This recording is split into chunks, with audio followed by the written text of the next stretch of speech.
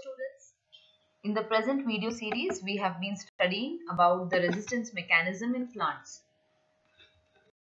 We have finished with the structural defense mechanisms, under which we discussed about the pre-existing structures and the post-infection structures that are formed by the plants.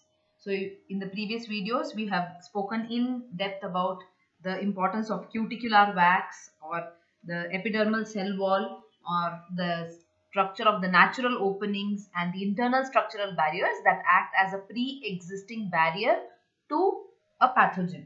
And under structures which are developed post-infection or post-attack by the pathogen, we discussed about the histological barriers, cellular barriers, cytoplasmic barriers and the hypersensitive response. These were the structural defense mechanisms of a plant. In today's class, we will be discussing about the pre-existing biochemical defense mechanisms. Pre-existing biochemical defense mechanisms are metabolic processes which are already present in a plant and which are going to help in the defense or which are going to impart defense to the plant. Whether it is pre-existing or whether it is an induced mechanism, that is a post-infection mechanism, we should remember that all biochemical defense mechanisms are genetically controlled phenomena. So, whether it is already present or it is going to be developed only after an infection, it is pre-engineered or it is already genetically controlled in the plant. So, today let us talk in detail about the pre-existing biochemical defense mechanisms. Now, under the biochemical defense mechanisms which are of the pre-existing nature or constitutive in nature, which are always present, we again have four subtypes. The types are inhibitors which are released by plant in its environment, inhibitors that are present inside the plant cells, some substances which are lacking in the plant but are essential for the growth of pathogen, and absence of a common antigen in the host plant. Let us do in detail about each one of these. So the first one is inhibitors that are released by the plant in its environment. Now this includes all the organic substances which are exuded from the surface of the plant, especially the roots. So whether it is the roots, leaves, stem, the bark of the trees, flowers, fruits, any surface of the plant or every surface of the plant will release out or will exude some organic substances. And these organic substances will accumulate as drops or they will diffuse into the moisture of the environment. So when they are released into the environment either in the form of drops or if they are getting diffused, these are shown to be inhibitory to the pathogen or they allow the dominance of microorganisms which are useful to the plant or which are antagonistic to the pathogen. So inhibitors which are released into the environment of the plant can be either directly inhibiting the pathogen or they will allow the organisms which are antagonistic to the pathogen to dominate. So these are the organic substances released from the surface of the plant. Examples of this include the varieties of onion which are resistant to Colletotrichum circinans, that is the organism that causes the onion smudge disease. These onion varieties are known to produce chemicals or inhibitors like protocatechuic acid and catechol. Both of these are substances or inhibitors that inhibit germination of fungal conidia, and even if the fungal conidia germinate, they cause rupture of the germ tubes. So in that way, the onion variety is releasing these chemicals and is able to protect itself from this pathogen which causes the onion smudge disease. So this is one example of inhibitor that is being released into the environment. Name of the inhibitor here is protocatechuic acid and catechol. Another example is the flax plant or the resistant varieties of the flax plant which are able to resist against fusarium or fusarium that causes fusarial wilt.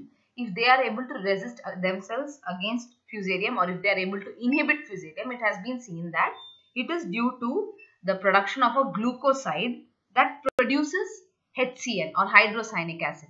This is going to inhibit the growth of fusarium or it is going to inhibit the invasion by fusarium. So these are two examples wherein there are some organic substances exuded from the surface into the environment of the plant and which is going to inhibit the growth or invasion or advance of the pathogen. The second biochemical pre-existing defense mechanism is inhibitors, which are already present in the plant cell.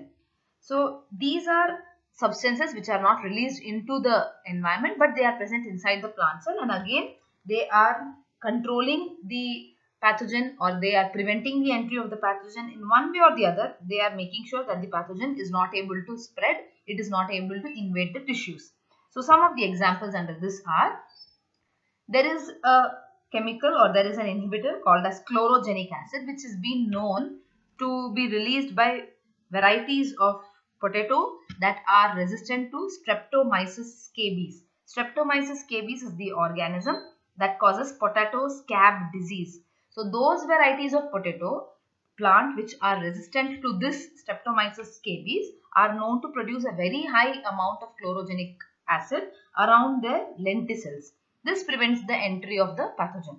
Similarly, varieties of potato plant which are resistant to wilt by verticillium are also known to produce very high amount of chlorogenic acid. So these organisms or these plants contain these particular inhibitors, and when the pathogen is entering, or when the pathogen tries to enter, these inhibitors are going to inhibit the entry or spread of the pathogen.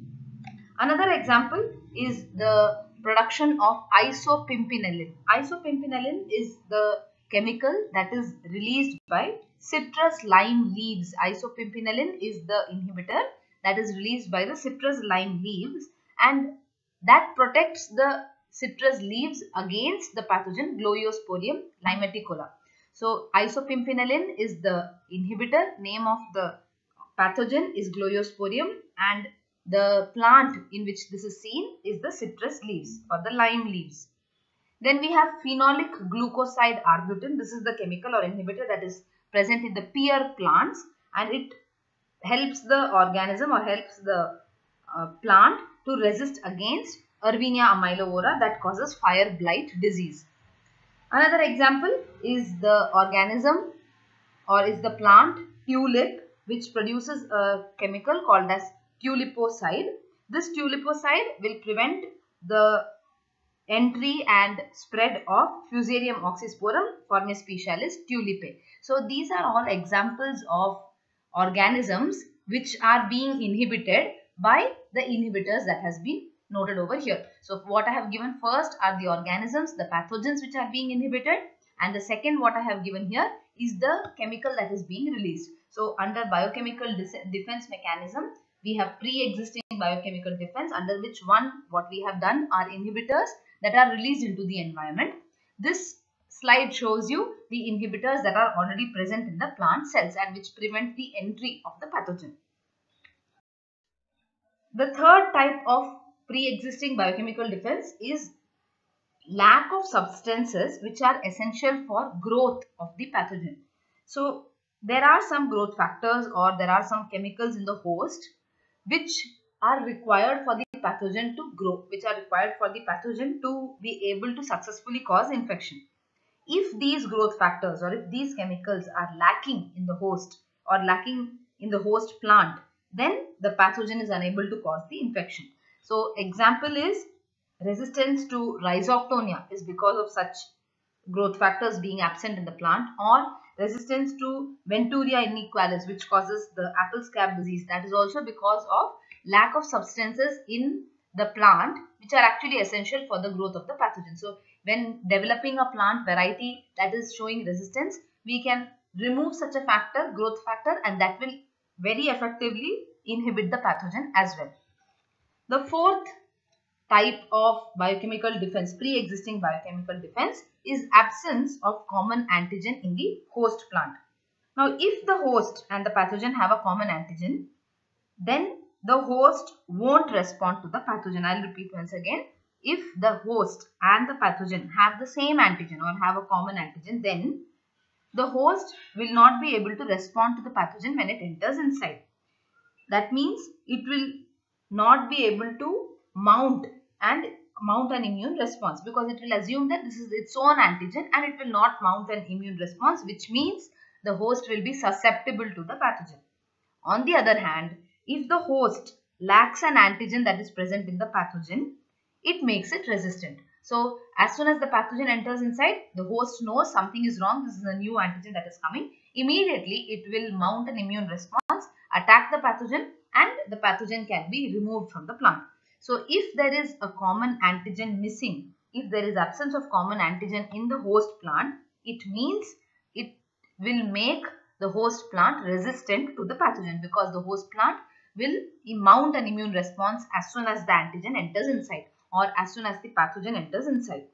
Now this has been seen in varieties of linseed which are resistant to Melamspora linni that causes the rust disease of linseed. Or it has also been seen in varieties of cotton that are being commercially produced which are resistant to the pathogen Xanthomonas campestris pathovar malvacearum that causes angular leaf spot of cotton.